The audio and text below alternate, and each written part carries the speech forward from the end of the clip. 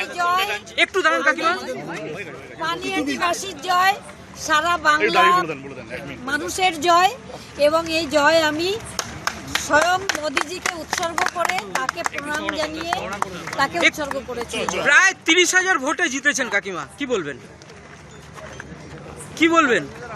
আমি এই এই ঘোষ ফ্যামিলির অপশাসন থেকে মুক্ত করতে পেরেছি, এটা আমার সহযোদ্ধাদের কৃতজ্ঞতা। আমার একার দ্বারা এটা সম্ভব হতো না।